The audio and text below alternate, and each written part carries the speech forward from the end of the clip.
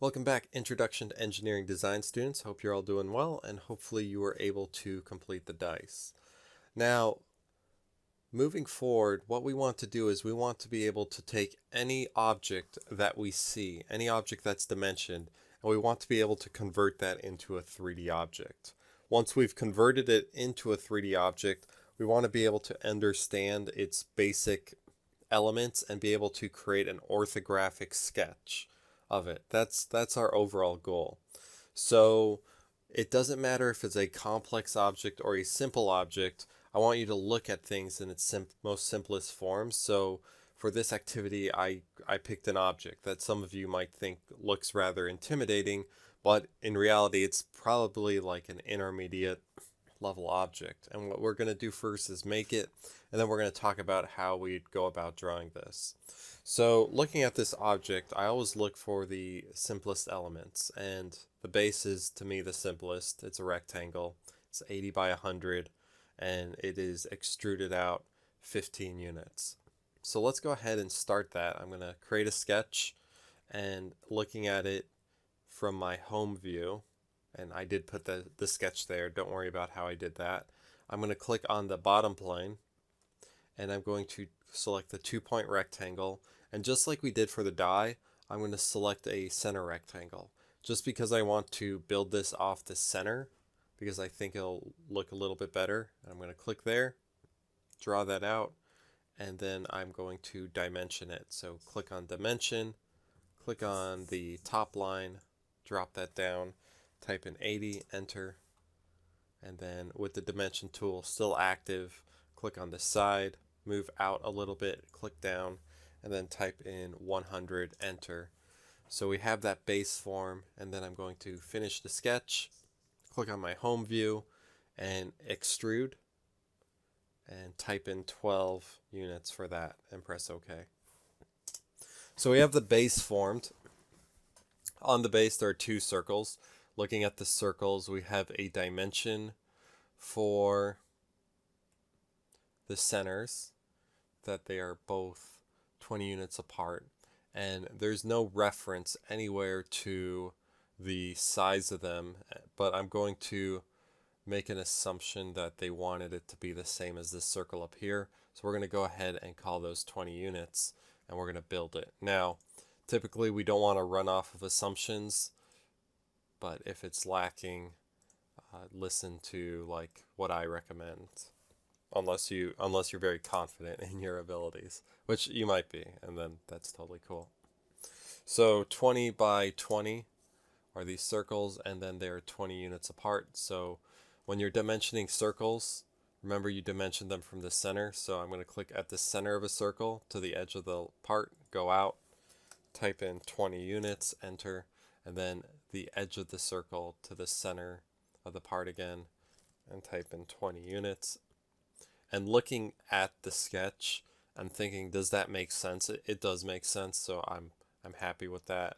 And then I'm going to repeat that process for the other side. And finish the sketch. Now that we have those 2 circles in place, we're going to extrude them both. So I click extrude, select both circles, and then I'm just going to kind of go downward past the object and press enter. Okay, so that's looking good. Now comes the tricky part. Looking at it, there could very well be a lot of information we don't have here.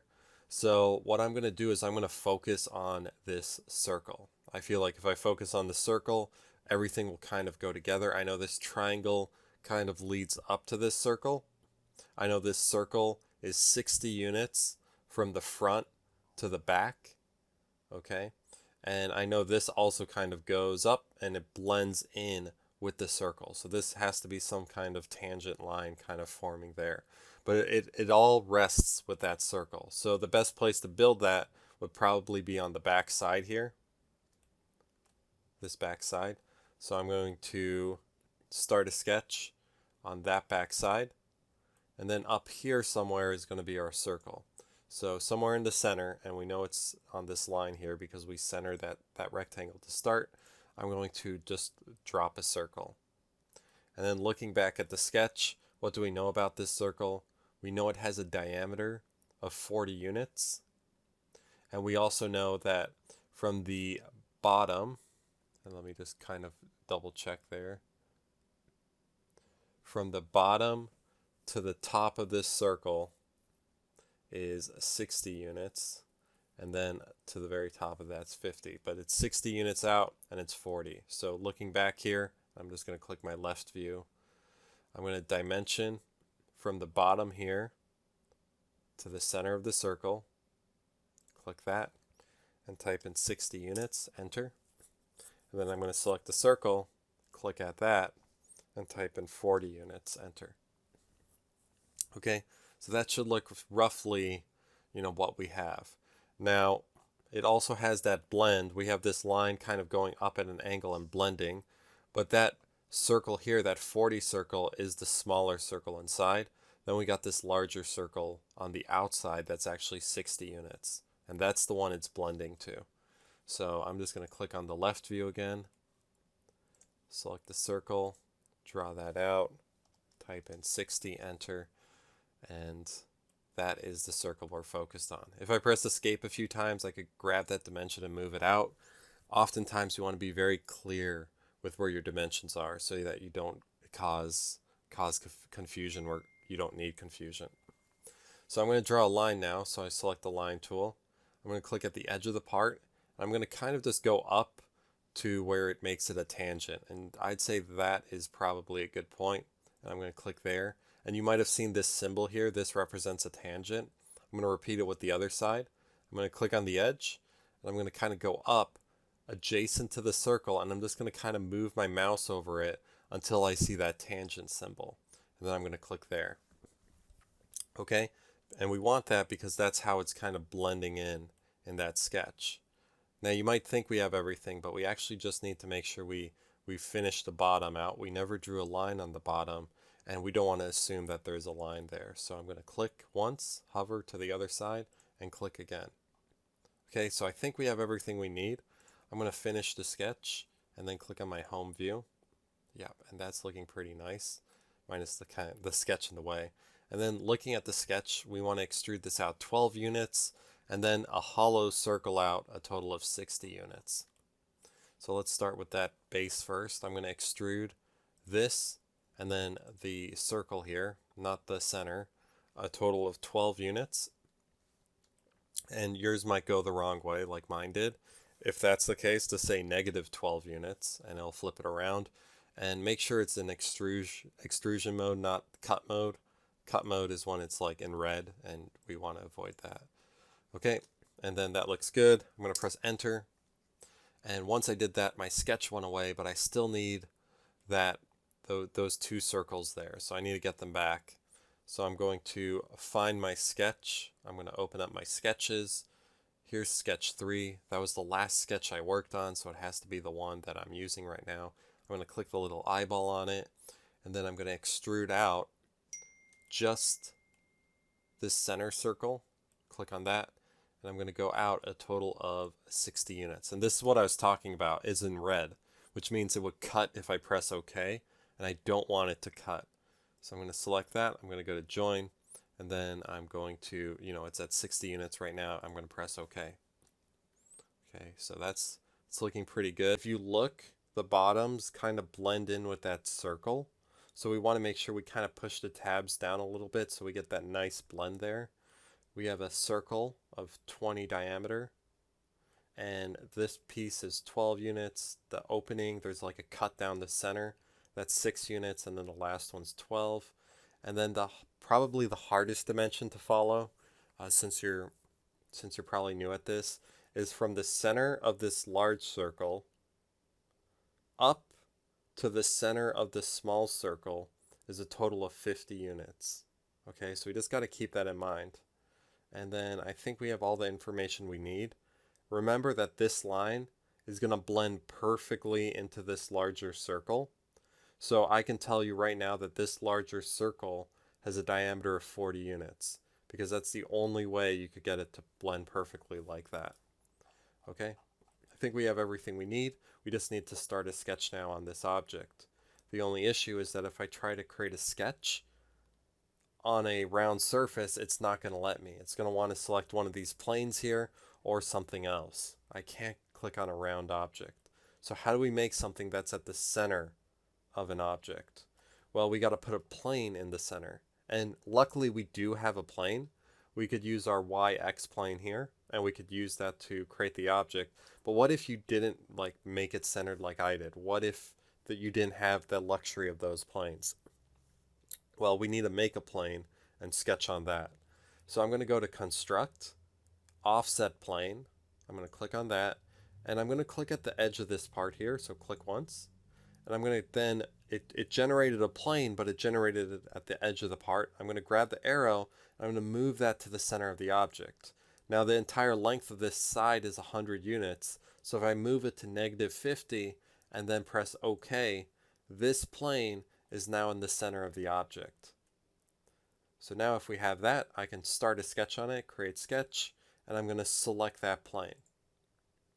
Now that we're in sketch mode, I'm going to move it to the top, and I'm going to draw out the features. So it's a rectangle to start, and what I know is that it has a circle in it. Okay, this circle should be in the center, but I know it's 20 units, so I'm going to type in 20, and it gives me the diameter symbol. I know using the dimension tool, so I'm going to click dimension. I'm going to click at the edge of the part to the edge of the shape, and I know this is 10 units, enter. And I know from the edge of this part to the other edge, so I'm going to click from one to the other and kind of go up with that. Click it. I'm going to type in 40, enter.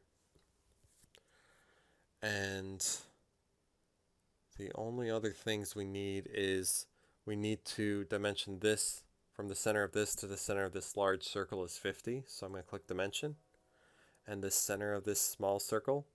And it's like, how do I see the center of this if I'm looking at it from the side? Well, if you move your mouse down, it should snap at some point right there. That's the center of this circle on that side. So I'm going to click there. I'm going to move out, drop it, and type in 50 units, enter. So that's the location. I just need to make sure it's centered with this piece. So the edge of this part to the center of that circle, click it, is 20, enter. So that's now all perfectly centered. So I'm liking this. I also like how the edge of this piece here, let me press escape a few times, it's a little hard to select, but if yours isn't, try to push it down a little bit inward, because we want it to round perfectly with this circle here. So it needs to be inside the object. Try not to get it past the opening here. We just want it to be inside comfortably in that ring, and I think that is going to work pretty nicely. Okay, so I'm going to draw a larger circle now. So I click circle, and I'm going to click at the center of the small circle, click. I'm going to move out all the way to the edge of the part, and this is that 40 unit circle I was talking about. So I'm going to click one more time, and now it's generated it. So even though I didn't know the height of the object, this is how tall it is, because that's where the circle was defined at. So it's looking pretty good. I want to get rid of some of these lines to make this a little bit easier to extrude. I'm going to select the trim tool, and I'm going to trim off these two lines here. And what I like to do with the trim tool is I hold it down. So I'm going to hold down the left click, and I'm just going to pass my mouse over it. And 95% of the time, it just gets rid of it. Okay, so I'm going to repeat that with this side. Okay, and I'm going to press escape a few times because some of my dimensions shifted. And I just kind of want to move those so they don't get in the way. So I move that up, and this is looking good, but I think I could get rid of a few more lines. So trim again. I'm going to get rid of this line here, and then I'm going to get rid of this half the circle. So I'm going to get rid of that. Okay, and if you look at it and you think about it, that looks like the tab, that we're trying to make. So I'm very happy with that, and I'm going to finish the sketch. I'm going to look at it from the house view, and look at that, it's right down in the center. Okay, so let's first extrude it, and then we're going to cut out that center portion. So click on the house again. I'm going to extrude this out, just the outside of it, and I'm going to type in 30 units for the distance. So 30, and I could tell right away it's at cut. I don't want it to be on cut. I want it to be on extrude. So I'm going to switch it to join.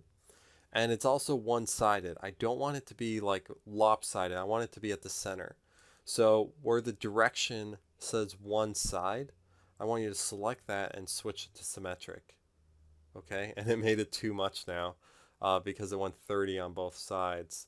So um, although it shouldn't have, I'm going to type in 15. Okay, so I guess it goes 15 on both sides, which makes sense. And then look at the edges. Hopefully your edges still blend nicely like mine do, but if not, you might need to go back and push that line down a little bit. But that looks really good. I'm going to press OK, and it made that tab on the top. Now that we have that tab on the top, let's go ahead and cut out this portion here. Okay, and I don't know if this goes all the way through the object. It's not communicated if this cut does go all the way through. But for this activity, let's go ahead and say that it does. So if it does, the best thing to start a sketch on would be this front face here. So I'm going to select it. I'm going to draw a rectangle down the center. Whoops. Let me undo that. I didn't like that rectangle. I'm going to draw a bigger rectangle down the center, something like that. And I'm going to, after that, I'm going to dimension it so that I know it's 6 units from one edge to the other. I'm going to type in 6, enter. And I don't care if it goes off the part on the top or the bottom, because if it cuts air, it's not affecting anything. So that's fine. But what I do need to know is if it's centered or not. Okay, so if this is 6 units and this total thing from this edge to this edge is 30 units, then the distance from this edge to this part should be 12. So I clicked on that edge, that side, and I'm going to make that 12. Okay, and hear me out. The whole thing is 30 units, right? So what's 12 plus 6 plus 12? That should be 30. So then if you have it as 30, it's all symmetrical. So I'm going to finish the sketch, click back at my little house picture, and now I'm going to extrude the rectangle, all of it. So you might need to click on multiple portions, and I'm going to go back with the arrow to cut right through the object and press OK. So now we got that clean cut right through the object. Okay, the final feature is this trapezoid in the center, and we aren't going to make it the way I would usually make it, and the only reason we're not is because we'd have to loft a portion of it in order to maintain this like nice curved shape with the sphere. But I don't want to introduce the loft tool today, so we're just going to make it very close to this, and that'll be acceptable for this assignment. Now, right away, they don't give us a thickness for this object, but based off similar information, I'm going to go ahead and say this is 12 units from edge to edge, and it's at the center of the object. Okay? So looking at it, we want to start a sketch at our center plane, but the center plane vanished. Once we created those tabs on the top, it left with it. But just like with sketches that we could turn on and off, in the sketches folder, planes are hiding under the construction folder. So I want you to open that up and select or activate the last plane that we worked with, and that will most likely be that center plane. If it's not, just activate any other planes you have until you find one that works. Okay, I'm going to create a sketch on that center plane, and then I'm going to draw in a shape that I believe is going to work. So it's going to look something like this. I'm going to start at this edge and go to the edge of the circle and click there. And that's because it doesn't tell us the length of this line, but it does tell us that it goes from edge to edge. And then I'm going to kind of go up a little bit, and I'm not really specifying a distance here. I'm just going to maybe 4 millimeters or so is fine. I'm going to click there. I'm going to go across the object to the end, click there, click on the bottom, and then close off this object. Okay, so I created this shape that looks, let me rotate this, looks something like that. Okay, and I'm doing this because I believe it's going to maintain the closest connection between this object and this part here. Now I might be wrong, but let's give it a go. Okay, so I'm going to finish that sketch, and I'm going to extrude this object out. So extrude, I'm going to make sure it's symmetrical before I extrude it. So click on direction, switch it to symmetric. And if it's 12 units total, that means it's 6 inches or 6 millimeters on each side. So I'm going to type in 6. Right off the bat, it's it's cutting it. So I'm going to switch it from cut to join. And then I'm going to press OK. And I'm going to turn off that sketch on the bottom. I don't really need it anymore. And that was the very first thing I did in this entire program, even before you got here. So I could just literally go to the picture at the very start of my sequence, right click on it, and I'm just going to hit suppress. And that's just going to turn it off for the time being so I could take a look at this. Yeah, it's not perfect, but it's fairly accurate for what we need. Okay, so I'm going to click on the little house picture, and there you go. This is that complex isometric object that we made. Cool. Anyway, that's going to conclude this video tutorial. Hopefully you found it useful and you have a better understanding of creating complex objects. And in the next video, we're going to be talking about how to sketch this. Okay, until then, peace.